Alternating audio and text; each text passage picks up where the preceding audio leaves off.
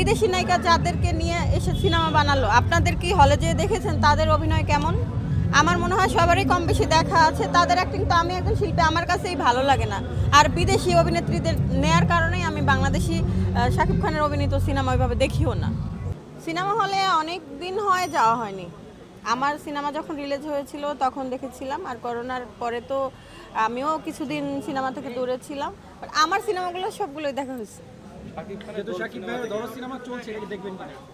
আমার মনে হয় না যেতে পারবো, কারণ কাজের চাপ, ব্যস্ততা, নিজের বিজনেস নিয়ে অনেক ব্যস্ত। তো মনে হয় না এই সিনেমাটা দেখা হবে। তুফান দেখেছিলেন?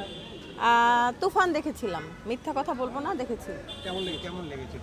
ওখানে সাকিব ভাইকে অন্যরকম লেগেছে, তার অ্যাক্টিং থেকে শুরু করে সব কিছুই ওভারঅল মানে আগে যতগুলো সিনেমায় কাজ করেছে সবগুলোর থেকে একটু ডিফারেন্ট ছিল। সাকিব ভাইয়ের সঙ্গে কি সিনেমা করার আগ্রহ আছে কি? না না না না, তার সাথে আমার কোনো আগ্রহ নাই সিনেমা করার। আপু একটা বিষয়, এই যে দরদ সিনেমা আপনি দেখেছেন নিশ্চয়ই নাকি? না, আমি দেখিনি ভাইয়া। দরদ সিনেমা দেখেননি? না, কেন? সময় পাইনি, কাজের ব্যস্ততা, তারপরে হচ্ছে শুটিং, বিজনেস সব মিলিয়ে সিনেমা দেখার এবার আর টাইম পাইনি। তুফান দেখেছিলাম।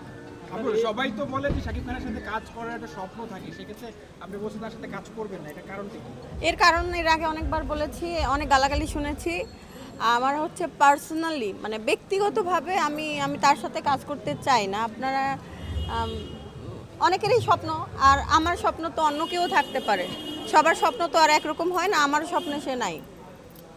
আর কিছু না বলি এই ব্যাপারটা নিয়ে, যেহেতু সে কাজ করতেছে, সে আমাদের একদম সুপারস্টার, সে তার মতো কাজ করুক, আমি আমার মতো কাজ করি। আমি ছোট আর্টিস্ট, বড় হওয়ার ট্রাই করি। সাকিবের ছবি চলে, কিন্তু অনেক সিনেমা হল মালিকদের ইন্টারভিউ আমরা নিয়েছি, তারা বলছেন যে আসলে লুজ খানের মানে অনেকটা যে খরচ হয়েছে সেই টাকাটা উঠতেছে। এখন না, কি বলা, তুমি তো চলচ্চিত্র নায়িকা, এখন কারো ছবি ওইরকম ভাবে হিট না। সিনেমা আপনি হিট তখনই বলতে পারবেন যখন শাকিব খান ছাড়া অনেকের ছবি হিট হচ্ছে। আবার দেখা যায় তার সিনেমায় যদি শুধু চলে, অন্য আর্টিস্ট মানে বাংলাদেশের ইন্ডাস্ট্রিকে একজনের উপরেই বেঁচে থাকবে নাকি? হবে না তো। সিনেমা যদি হিট করতে হয় অনেক আর্টিস্টের দিয়ে সিনেমা বানাতে হবে। আবার এক ধরনের নায়িকা দিয়ে কাজ করলে হবে না। আমরা যারা আছি আমাদের নিয়েও কাজ করার সুযোগ দিতে হবে। আবার বিদেশের আর্টিস্ট দিয়ে কেন কাজ করাচ্ছে তারা? এটাও কিন্তু একটা ফ্যাক্ট। আমাদের দেশে কি সুন্দরী নায়িকা নাই? আমাদের দেশের আর্টিস্টরা কি অ্যাক্টিং পারে না? বিদেশিদের চেয়ে আমরা অনেক ভালো পারি, বাট আমাদেরকে সুযোগই দিচ্ছে না। আচ্ছা, করোনাকালীন সময়ের পর থেকে যে সিনেমা হলগুলো সচল হয়েছে আমরা যতটুকু জানতে পেরেছি, মানে প্রত্যেকটা সিনেমাই কিন্তু ঈদ কেন্দ্রিক হয়ে গেছে, অর্থাৎ শাকিব খানেরই। হ্যাঁ, অন্যান্য ছবিগুলো যাচ্ছে না ভালো, আর ঈদ ছাড়াও শাকিবের ছবি চলে, অর্থাৎ এটা প্রমাণ হয়ে গেলে এবারও ছবিটি সেইভাবেও যায়নি। আমরা একটা বিষয় জানতে চাইছি, সেই সময় থেকে করোনা থেকে এই পর্যন্ত শাকিবের যতগুলো ছবি মুক্তি পেয়েছে প্রত্যেকটা ছবির আর্টিস্ট হচ্ছে উপার বাংলার, কিন্তু আমাদের দেশের কোনো আর্টিস্টই নাই। এক দুজন মিশাবাই যাওয়া আছে অতিথি শিল্পী হিসেবে। এই বিষয়টা আমাদের চলচ্চিত্র ইন্ডাস্ট্রিতে কতটা মানে এটা লজ্জাজনক। এটা লজ্জাজনক। আমরা আমাদের নিজেদের মেধা কাজে লাগাই না। আমরা হচ্ছে অন্য দেশের আর্টিস্ট, অন্য দেশের টেকনিশিয়ান, সবকিছু অন্যদেরটাই পছন্দ করি। আমরা যদি আমাদের নিজেদেরকেই না বুঝি, নিজেদের যদি প্রপারভাবে কাজে না লাগাই, আমাদের সিনেমা কেন কোনো জায়গায় কোনো কিছুতেই আমরা ভালো কিছু করতে পারবো না।